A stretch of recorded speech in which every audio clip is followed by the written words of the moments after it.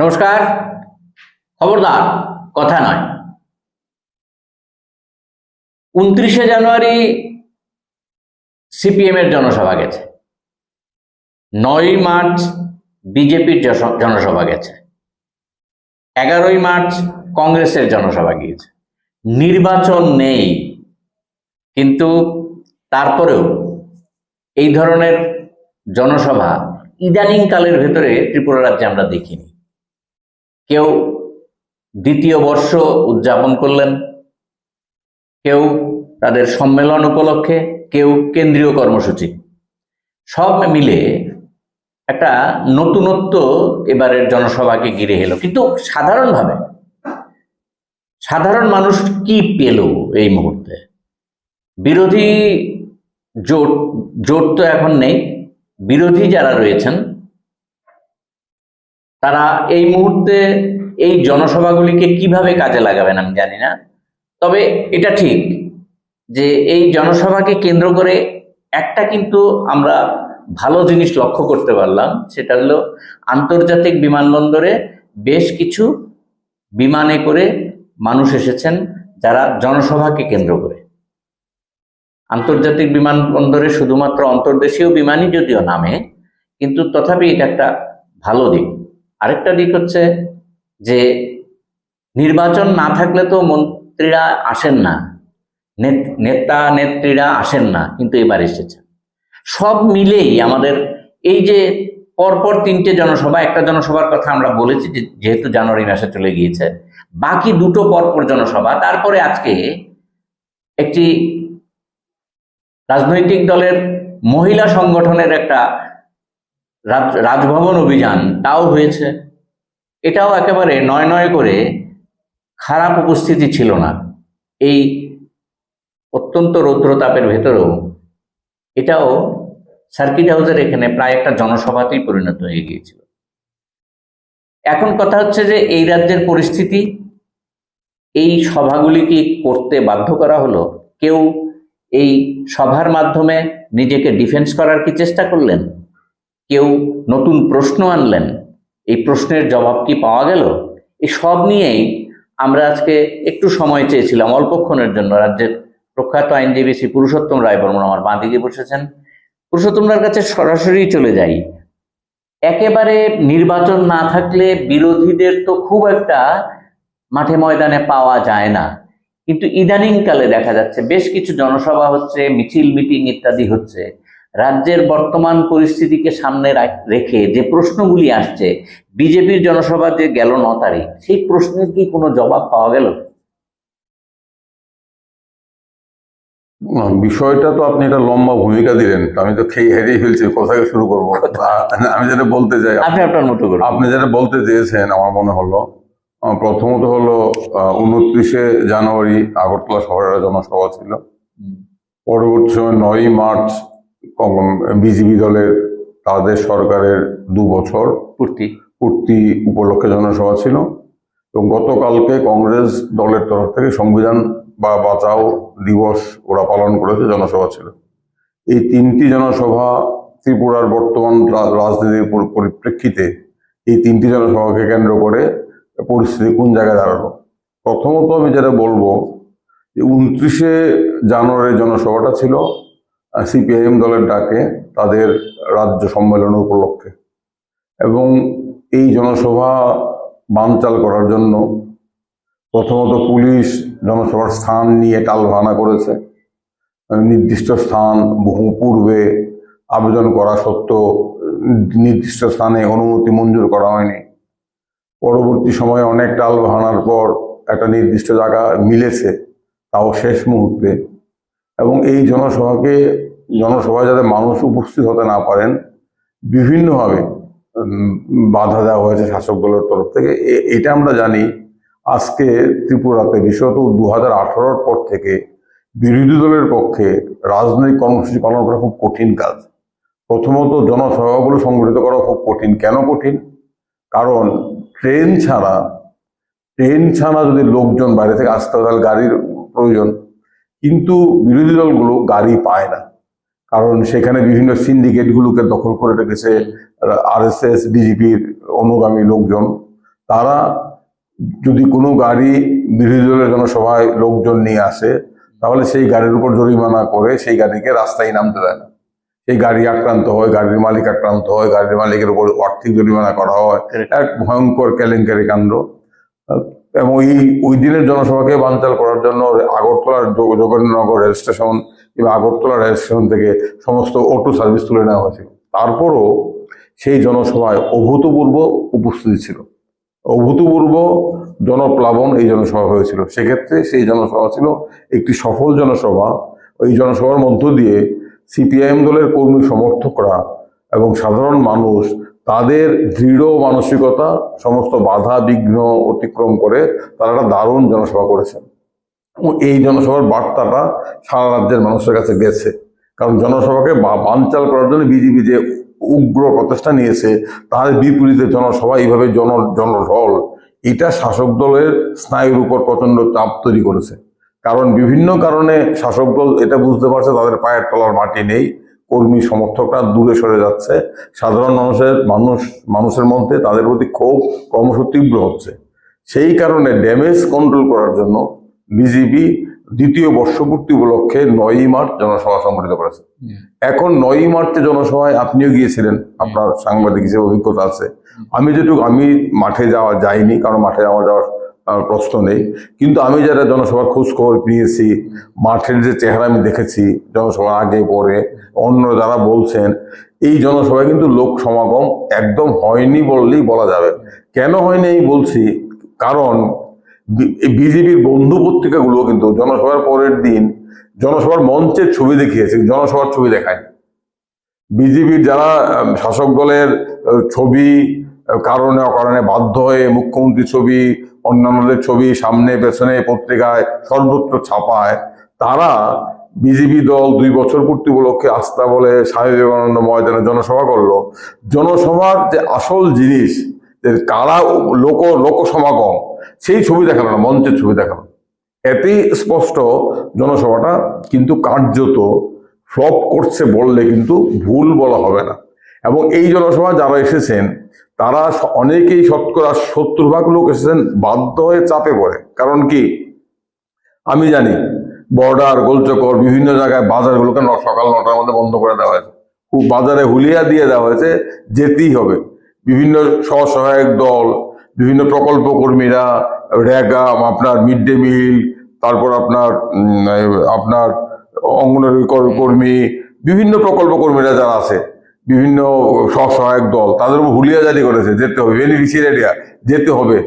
এবং সেই কারণে অনেকে আসতে বাধ্য হয়েছে। কিন্তু মানুষের মধ্যে উৎসাহ ছিল না, উদ্দীপনা ছিল না, স্বতঃস্ফূর্ততা ছিল না, এটা জোর করে বাধ্য হয়ে আসা। এবং তার সত্ত্বেও জনসভাটা কার্যত ফ্লপ করেছে। এটা হলো 9 তারিখের জনসভা সম্পর্কে আমার যেটা খবর, মূল্যায়ন। এতে আপনারাও একমত হবেন। এবং আমার মূল্যায়নে আমি আরো বেশি সঠিক কেন বলছি, কারণ জনসভার ছবি কেউ দেয়নি। এবং আমার ধারণা বোধহয় বিজেপির তরফ থেকে বলা হয়েছিল বিভিন্ন সংবাদপত্র দপ্তরে, জনসভার ছবি আপনারা দেবেন না, কারণ আস্তাবল ময়দানের ছবি যদি দেন তাহলে ব্যাপারটা মাঠে মারা যাবে।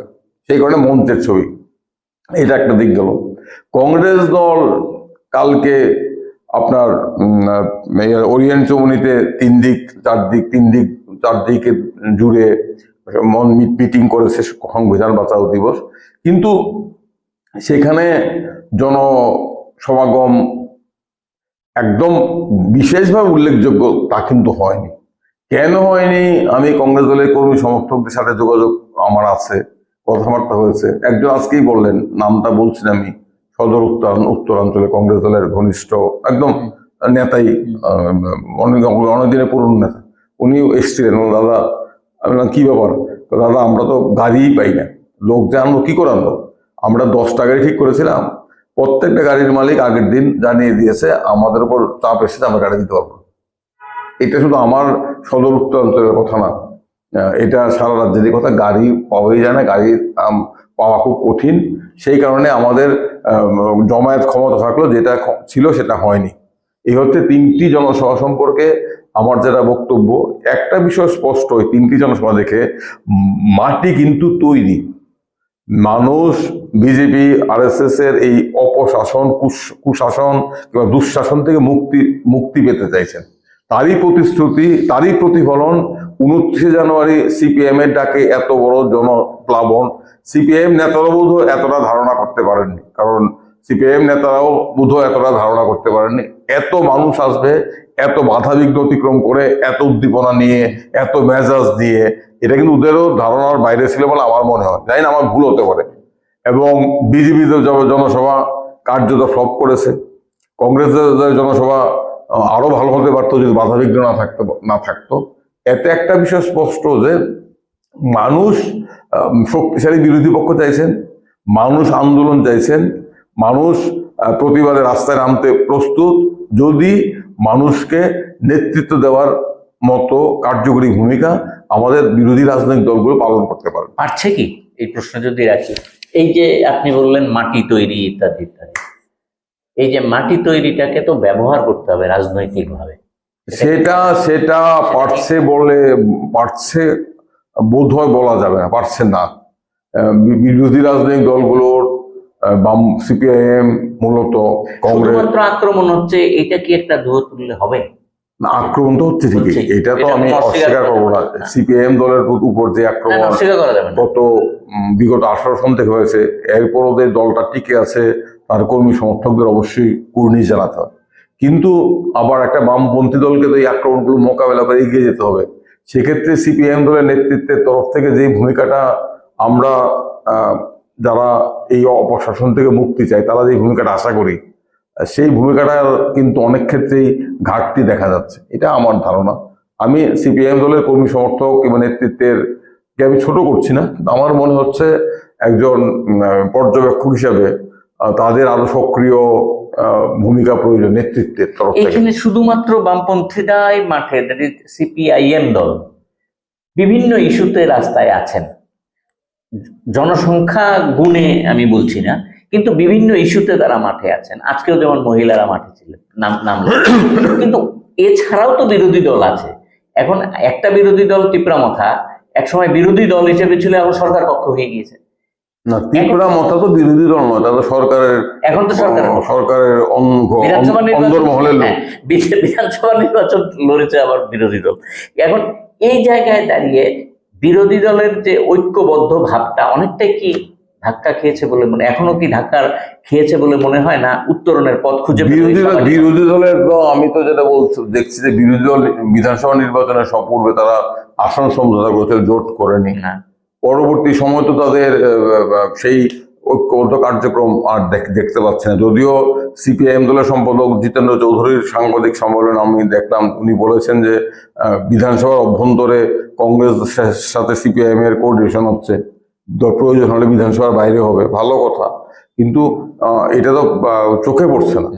বিধানসভার অভ্যন্তরে কোঅর্ডিনেশন যেটা হচ্ছে বলেছেন, নিশ্চয়ই হচ্ছে, কিন্তু সেক্ষেত্রে আমি বলবো, অত্যন্ত বিনয় সহকারেই বলবো, বিধানসভার মধ্যেও বিরোধীদের যে আরো বেশি কার্যকরী তৎপরতা আমরা আশা করি কিংবা পরিস্থিতি দাবি করে, সেই কার্যকরী তৎপরতা কিন্তু বিধানসভার মধ্যে আমরা দেখতে পাচ্ছি না। সেক্ষেত্রে একটা অসুবিধা আছে। আগে কি হতো, এই বিজেপি শাসনের আগে আমরা 72 দেখেছি, 72 থেকে 78, 77 দেখেছি। আমরা 72-এ বিধানসভায় নৃপেন চক্রবর্তীর ভূমিকা দেখেছি, অজয় বিশ্বাস কিংবা অনিল সরকার কিংবা বুলু কুকি, অমরেন্দ্র শর্মা কিংবা আপনার রাধারমন দেবনাথ, তাদের ভূমিকা দেখেছি। ওই সময় বিধানসভায় তারা কাঁপাতেন। এর আগে বিধানসভায় বিরোধী দলের সদস্য অনেক বেশি কার্যকরী ভূমিকা পালন করতেন, কিন্তু সেটা কিন্তু নিষ্প্রভ হয়ে গেছে 2018 থেকে বিরোধীরা বিধানসভায় কার্যকরী ভূমিকা পালন করতে পারছেন না। এক্ষেত্রে একটা সমস্যা হচ্ছে কি, আগে বিধানসভাটা মূলত বিরোধীদের জন্য, assembly for the opposition, floor of the assembly, এটাই গণতন্ত্রের স্বাভাবিক নিয়ম। সেক্ষেত্রে স্পিকারের অত্যন্ত গুরুত্বপূর্ণ ভূমিকা থাকে। 18 ও পূর্ব অব্দি স্পিকাররা কম বেশি বিরোধী দলের সদস্যদের যে অধিকার, তাদের যে কথা বলার সুযোগ দেওয়া, সেটার ক্ষেত্রে তারা দলীয় প্রতীকে নির্বাচিত হয়ে স্পিকার হতেন, কিন্তু স্পিকার হয়ে স্পিকারের আসনে বসে তারা সেই দায়িত্বটা পালন করতেন। কিন্তু আজকে আমরা সারা দেশেই দেখছি, লোকসভা থেকে শুরু করে রাজ্যসভা থেকে শুরু করে রাজ্য বিধানসভাগুলোতে বিরোধী দলের সদস্যদের অধিকার কিন্তু স্পিকাররা অনেক বেশি খর্ব করছেন। এটা একটা ঘটনা, এটা নিশ্চয়ই এই অসুবিধাটা আছে, কিন্তু এই অসুবিধাটা অতিক্রম তো করতে হবে। এই অসুবিধাটা অতিক্রম করার পন্থা পদ্ধতি, সংসদের রণকৌশল, স্ট্র্যাটেজি বিরোধী দলের সদস্যদের ঠিক করতে হবে। সেক্ষেত্রে আমার মনে হচ্ছে এক্ষেত্রে ঘাটতি আছে, এটা একটা দিক। আর হচ্ছে আপনি বলেন বিরোধী দলের ঐক্য, এখন বিরোধী দল ঠিক করবে, বিরোধী দলের আমাদের মূল লক্ষ্য কি? বিরোধী দলের এই মুহূর্তে আমি তো মনে করি যে সমস্ত বিরোধী রাজনৈতিক দলের একটাই মূল লক্ষ্য, যে কোনোভাবে বিজেপি RSS থেকে শাসন থেকে দেশকে মুক্ত করা, ত্রিপুরাকে মুক্ত করা। এবং এর জন্য বিরোধী দলের মানে সর্বোচ্চ ঐক্য চাই।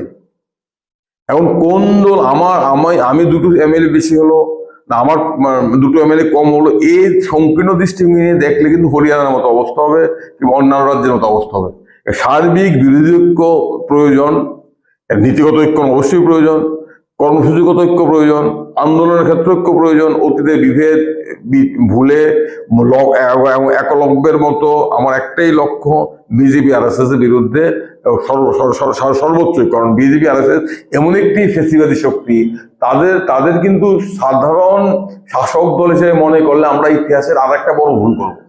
আমরা যদি মনে করি বিজেপি RSS অন্যান্য রাজনৈতিক দলের মতোই শাসক দল, তাদের বিরুদ্ধে অন্যান্য শাসক দলের বিরুদ্ধে আমরা যেভাবে লড়াই করি সেই লড়াই আমরা জয়ী হব, তাহলে কিন্তু আমরা আর একটা বড় ভুল করব। সেই ভুলের মাসুল কিন্তু আগামী দিনে আমাদের বেশি করে দিতে হবে। এই ভুলটা যদি আমরা না করতে পারি, আমরা যদি ইউরোপের দ্বিতীয় মানে বিংশ শতাব্দীর ইউরোপের দ্বিতীয় দশক, তৃতীয় দশক, চতুর্থ দশকের অভিজ্ঞতা থেকে শিক্ষা নিয়ে ভারতবর্ষে সেই ভুলটা না করি, এই সম্পর্ক আমাদের সচেতন থাকতে হবে। আমরা যাতে কোনোভাবেই বিজেপি RSS শাসনকে অন্য স্বৈরতান্ত্রিক শাসনের সাথে এক আসনে না বসাই। যদি আমরা বসাই তাহলে কিন্তু আমরা আরেকটা ভুল করবো বলে আমার অন্তত মনে হচ্ছে। আমরা একটা জায়গায় আপনাদের কাছে আসতে চাইছি, সেটা হচ্ছে যে অনুষ্ঠান শেষ করতে চলেছি, সেই জায়গায় যাওয়ার আগে, শেষ প্রশ্নে যাওয়ার আগে, এই মুহূর্তে যা পরিস্থিতি, এই পরিস্থিতিতে রাজ্যের মাননীয় মুখ্যমন্ত্রী গত দিনের জনসভায় অনেক কথা বলেছেন, সরকার কি কি করেছেন, কি কি করতে চলেছেন, অনেক কিছু বলে দিয়েছেন। উদ্গ্রীব হয়ে আমরাও শুনেছি, মাঠে থেকেই শুনেছি, কিন্তু কি কি করতে পারেনি সেটাও যদি বলতেন যে এইগুলি আমরা করতে পারিনি, তাহলে অনেক বেশি অর্থবহ হতো। কারণ তার একদিন আগে বিরোধী দলনেতার কিন্তু একটা জায়গা রয়েছে এই মুহূর্তে বিধানসভায়, অত্যন্ত গুরুত্বপূর্ণ পদ। বিরোধী দলনেতা 10খানা প্রশ্ন এনেছিলেন যে এগুলি হলো না কেন, তার জবাব পেলাম না। একজন কেন্দ্রীয় মন্ত্রীও ছিলেন বা দুজন প্রায় কেন্দ্রীয় মন্ত্রী ছিলেন, কেউ এই জবাব দেন। সাধারণ মানুষ কিভাবে নিলেন? আমরা জানতে চাই যে বিরোধী দলনেতার প্রশ্ন কি এড়িয়ে গেলেন? বিরোধী দলনেতার প্রশ্ন এড়িয়েছেন কিনা সেটা যাওয়ার আগে আমি বলবো, মানুষের প্রশ্ন তো এড়িয়েছেন। প্রথমত হলো বিজেপি সরকার, তারা কোন মুখে বলে তারা 2 বছরে মানুষের জন্য অনেক কিছু করেছেন। তারা 2 বছরে কি করেছেন? তাদের সাফল্য কি? তাদের সাফল্য ত্রিপুরাকে নেশার সাম্রাজ্যে পরিণত করে, নেশার সাগর, এটা সাফল্য। এই সাফল্য তারা পেয়েছেন। তাদের সাফল্য কি? এখন ত্রিপুরার প্রত্যেকটা জেলায় একটা করে নেশা মুক্তি পুনর্বাসন কেন্দ্র করতে হচ্ছে। তাদের সাফল্য কি? তাদের সাফল্য হলো ত্রিপুরার স্কুলগুলোকে বন্ধ করে দিচ্ছে, বিদ্যাজ্যোতি প্রকল্পের নামে পড়াশোনাকে, স্কুল শিক্ষাকে বেসরকারীকরণ করা হচ্ছে। বিদ্যাজ্যোতি প্রকল্পের নামে বিভিন্নভাবে স্কুল, গত 7 বছরে কটা স্কুল বন্ধ করেছে? ত্রিপুরার শিক্ষার হাল কি? কিসের সাফল্য? তারা বেকার সমস্যা সমাধান করেছে তাদের। আমি তো অনিয়মিত কর্মচারীদের সাথে যুক্ত, এই জনসভায় দাঁড়িয়ে তারা একটা উত্তর দিল না কেন? এই প্রশ্নের উত্তর দিল না যে এই রাজ্যের 40,000 অনিয়মিত কর্মচারীকে নিয়মিত করার প্রশ্নে গত 7 বছরে তারা কি করেছে? তাদের ভারত একটা বিরাট শূন্য। তারা তো নির্বাচনের পূর্বে বলেছিল, 18 পূর্বে, তখন তারা কল্পতরু হয়েছিল, তখন তারা বলেছিল নির্বাচিত হলে সমস্ত অনিয়মিত কর্মচারীদের নিয়মিতকরণ করা হবে। তারা শিক্ষকদের নিয়মিত করবেন, সমস্ত অনিয়মিত কর্মচারী, প্রকল্প কর্মচারীদের নিয়মিত করা হবে। 30,000 অনিয়মিত কর্মচারীকে নিয়মিত, গত বছর একজনকে করেছে 7 বছরে। উপরন্তু বামফ্রন্ট আমলে অনিয়মিত কর্মচারীদের নিয়মিত করার জন্য স্কিম ছিল, সেই স্কিম তারা 31 জুলাই 2018 বাতিল করেছে। এই প্রশ্নের উত্তর তারা দিয়েছে। বেকার সমস্যা সমাধানের ক্ষেত্রে তারা কি করেছে, উত্তর দিয়েছে। ত্রিপুরাতে মহিলাদের বিরুদ্ধে অপরাধ বাড়ছে কেন? ত্রিপুরাতে গাঁজার এত রমরমা কেন? নেশার এত রমরমা কেন? কেন ত্রিপুরা আজকে মানব পাচারের করিডোর হিসেবে ব্যবহৃত হচ্ছে? জবাব আছে। এখানে গণতন্ত্র নেই সেটা নতুন কথা নয়, গণতন্ত্র তারা জবাই করেছে, এটা আমরা সবাই জানি। কিন্তু টুয়েপের কাজ, রেগার কাজ কেন বন্ধ? মজুরি বা প্রকল্প সামাজিক ভাতা বেড়েছে, 3,000 টাকা হয়েছে, এইমস হয়েছে, কোনো কিছু তো হয়নি। মুশকিল হচ্ছে কি, বিরোধীদের দুর্বলতা আছে। আমি কয়েকজন যুবক বন্ধু আমার কাছে এসে বলেছিলাম যে সরকার বলছে চাকরি দিয়েছে, আপনারা শ্বেতপত্র তৈরি করুন, একটা চার্জশিট তৈরি করুন, সরকার গত 7 বছরে কত চাকরি দিয়েছে, এই চাকরির মধ্যে কত চাকরি বাইরের ছেলে মেয়েরা পেয়েছে, আর কত শূন্যপদ তৈরি হয়েছে, একটা চার্জশিট দিন। পুরস্কারের কথা বলছেন এক মন্ত্রী, কিসের পুরস্কার? পঞ্চায়েত আছে? পঞ্চায়েতে কাজকর্ম আছে? এখানে অনুপ্রবেশ, তারা অনুপ্রবেশের বিরুদ্ধে চিৎকার, গত 7 বছরে বিজেপি কত অনুপ্রবেশ করিয়েছে, এই হিসাব আছে? তো কিসের? তারা তো শুধুমাত্র ফ্লেক্সে মন্ত্রীদের সুন্দর হাসি মুখের ছবি ছাড়া গত 5 বছর ত্রিপুরা কি কাজটা তারা করেছে? একটা জবাব আছে কি? মেডিকেল কলেজ হয়নি, মেডিকেল কলেজে জেলায় মেডিকেল আছে। জিবি হাসপাতালের অবস্থা কি? হাসপাতাল আমাকে যেতে হয়তো, আমি কৌশিক আমরা যাই, দেখি তো হাসপাতালে কি অবস্থা, রোগীদের কি অবস্থা, চিকিৎসা পরিকাঠামো ভেঙে পড়েছে। কতজন ডাক্তার নিয়োগ করেছে? কতজন ডাক্তারের শূন্যপদ আছে? সেবা কর্মীদের কতটা শূন্যপদ আছে? কেন নিয়োগ হয় না? স্কুলগুলোর কি অবস্থা? অফিসগুলোর কি অবস্থা? রাস্তাঘাটের কি অবস্থা? কোনো দিকে তো সাফল্য নেই, সবটাই তো ব্যর্থতা। পাহাড়ের অবস্থা কি? সেই তো পাহাড়ের এখন নিজেদের বগল নিজেরা বাঁচালে তো হবে না। সেই কারণেই মানুষ থেকে তারা বিচ্ছিন্ন, এই জনসভাই প্রমাণ করে দিয়েছে। তারা তাদের পায়ের তলা মাটি সরে যাচ্ছে। এত কিছু করার পর, এত হুলিয়া দিয়ে, এত ধমক দিয়ে, চমক দিয়েও তো লোক আনতে পারলো না। যে লোক এনেছিল সেই লোকও তো গেট ভেঙে বেরিয়ে গেছে। আমরা অনুষ্ঠান শেষ করার আগে আমরা যে আশা নিয়ে বসে আছি সেটা হচ্ছে গোমতী নদী দিয়ে জাহাজ আসবে আর আমাদের বিমানবন্দরে আন্তর্জাতিক বিমান।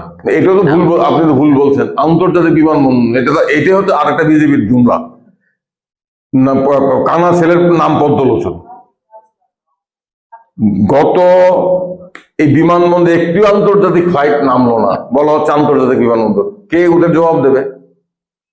কে ওদের বলবে যে এই বিমানবন্দরে, আমাদের মহারাজা বীর বিক্রম বিমানবন্দরে গত 5 বছর 7 বছর একটি আন্তর্জাতিক ফ্লাইট নেমেছে?